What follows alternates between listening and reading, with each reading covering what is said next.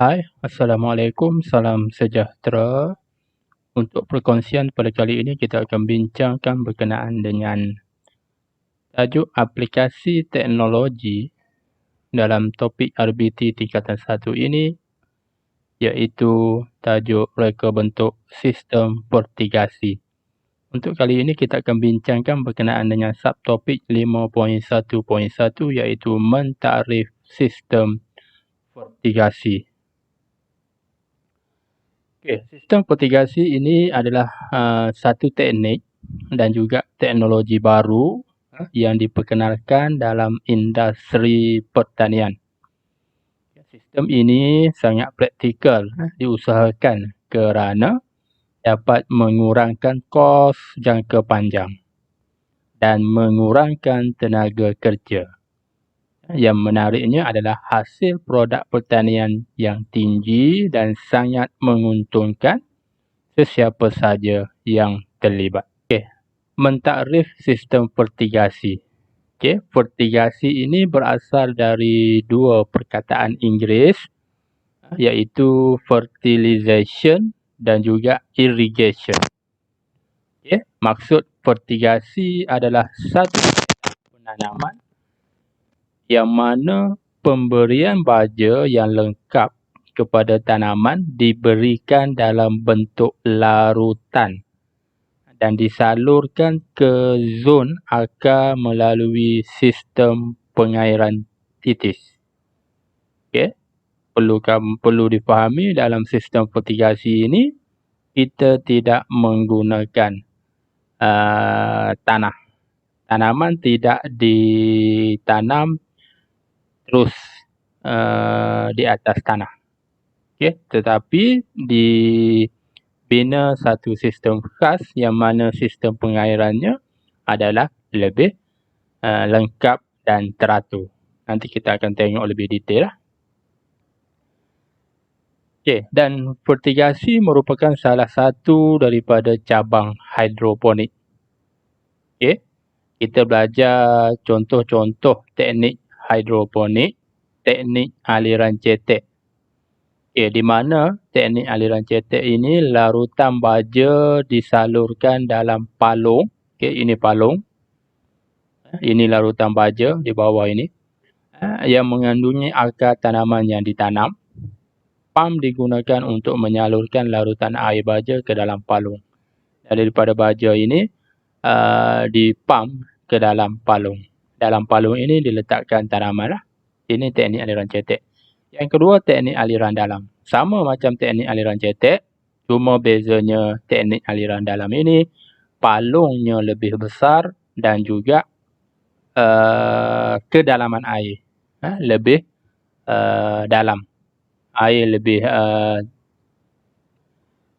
penggunaan saiz palung iaitu lebih besar dan lebih tinggi serta paras air pada akar. Aliran cetek air yang sedikit, aliran dalam air paras air lebih tinggi. Yang ketiga kita ada teknik takung. Teknik takung ni maknanya tanaman terus diletakkan di atas takungan air ni. Biji benih disemai pada media tanaman dalam bekas yang diletakkan di atas larutan baja pada takung. Jenis takung yang digunakan haruslah tidak telus cahaya, iaitu tidak serap panas dan juga tidak berkarat. Tidak menggunakan pam untuk teknik takung. Yang keempat, teknik pasang surut, iaitu alat pengatur masa ataupun timer diguna untuk mengawal pengaliran larutan baja pada tanaman. Larutan baja akan mengalir ke tanaman dan surut ke bawah serta masuk semula ke dalam takungan. Larutan baja akan dipam ke dalam palung ini. Apabila dia sudah sampai pada satu tahap, larutan baja ini akan masuk semula ke dalam tangki. Ini teknik pasang surut. Yang kelima, teknik aeroponik. Aeroponik sama macam teknik pasang surut. Dia punya kedudukan, cuma bezanya akar tanaman yang tergantung di dalam udara. Dia tak ada air di sini. Cuma dia ada semburan. Akar tanaman yang tergantung dalam udara ini disembur dengan larutan baja secara semburan. Gabus melalui nozzle mengikut masa yang ditetapkan. Dengan cara ini, akar akan cepat menyerap nutrien. Aeroponik merupakan inovasi terbaru dalam hidroponik. Dia bukan akar ni dia tidak tak menyerap dalam larutan baja itu direct, tapi hanya disembur. Okey. Dan yang kelima, teknik pengairan titis. Inilah teknik fertigasi. Iaitu teknik ini paling berkesan kerana bekalan air dan campuran baja dapat disalurkan terus ke akar pokok mengikut masa yang ditetapkan. Dan sistem ini boleh diaplikasikan dengan menggunakan pen penitis ataupun pita titis. Pen penitis menyalurkan air melalui tiub mikro. Okay, ini tiub mikro. Okay. Yang disambung ke dalam polybag. Pita titis menyalurkan air melalui lubang-lubang halus ataupun emitter yang berada di sepanjang pita tersebut. Inilah teknik fertigasi. Okey, kenapa kita buat fertigasi? Tujuan sistem fertigasi ini adalah untuk mengelakkan tanaman daripada dijangkiti penyakit akar dan mencegah merebaknya patogen daripada tanah. Contoh-contoh penyakit daripada tanah ni apa? Phytanium, Fusarium, Rhizoctonia dan juga penyakit layu bakteria. Ini contoh-contoh penyakit yang sering menyerang tanaman ini. Untuk mengelakkan larutan baja yang diberikan kepada pokok menjadi terlalu cair dan merupakan satu kaedah yang digunakan adalah dengan menggunakan bekas tanaman yang diletakkan tidak mencecah tanah secara langsung. Okay, di polybag ini, bekas tanaman ini, dia tidak mencecah tanah. Dan ada juga teknik yang dihasilkan dengan cara menggantung. Okey, bekas tanaman ini diletakkan tergantung.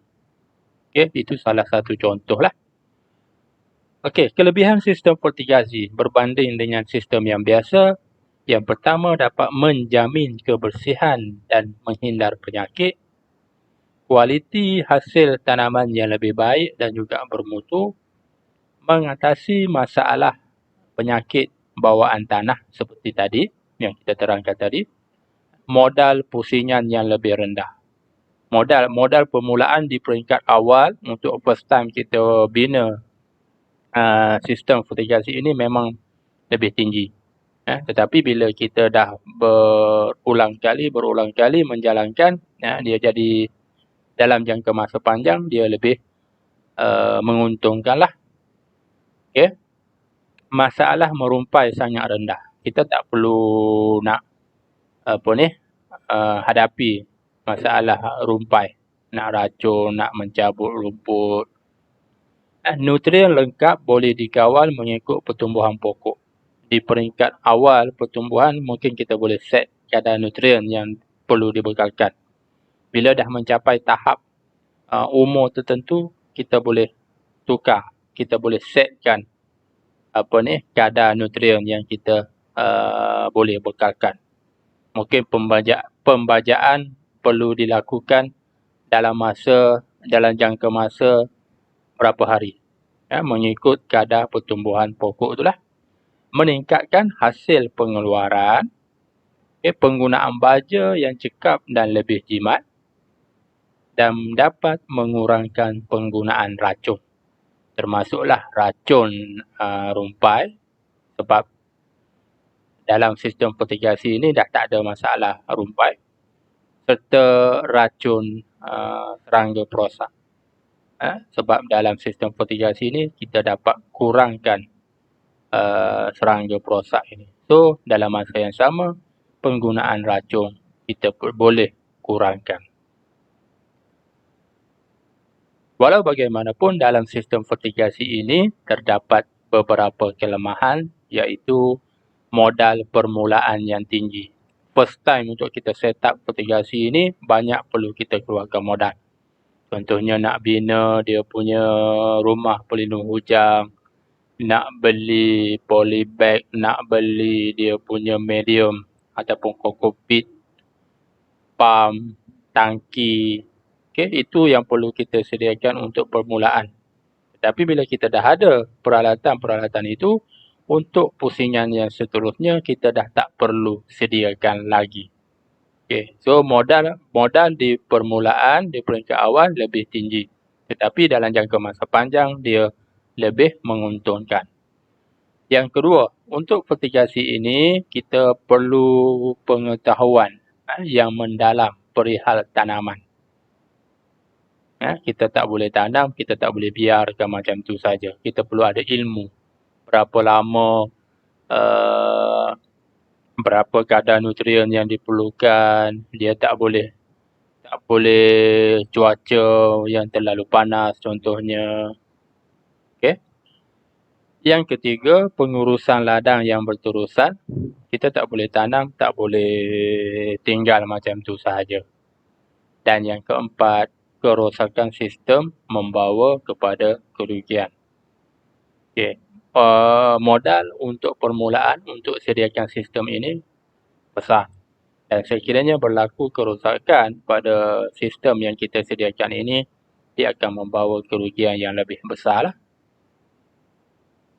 Kaedah penanaman sistem fertigasi. Dua kaedah penanaman fertigasi yang biasa dijalankan di negara kita ini. Yang pertama, penanaman fertigasi di bawah struktur pelindung hujan ataupun SPH. Yang kita nampak biasa rumah-rumah plastik ini. Maknanya tanaman ini diletakkan di bawah struktur pelindung hujan, di bawah bumbung plastik. Sebab itulah kalau tengok contohnya kita pergi ke Cameron Highland yang banyak menjalankan kaedah penanaman fertigasi ini, kita akan nampak banyak bumbung-bumbung plastik di lereng-lereng bukit. Itu yang dijalankan secara kaedah di bawah struktur pelindung hujan. Yang kedua, penanaman fertigasi terbuka tanpa menggunakan struktur pelindung hujan. Okey, dan sebenarnya kaedah yang pertama ini yang dijalankan secara menggunakan struktur pelindung hujan ni lebih baiklah.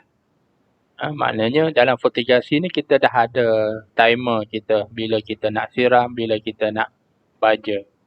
So maknanya bila ada pelindung hujan ni dia tidak terdedah kepada air hujan. So tidak mengganggulah kita punya kadar air yang kita berikan kepada tanaman. Selain daripada itu, dia juga dapat mengurangkan risiko jangkitan penyakit lah bila dia tidak terdedah kepada hujan.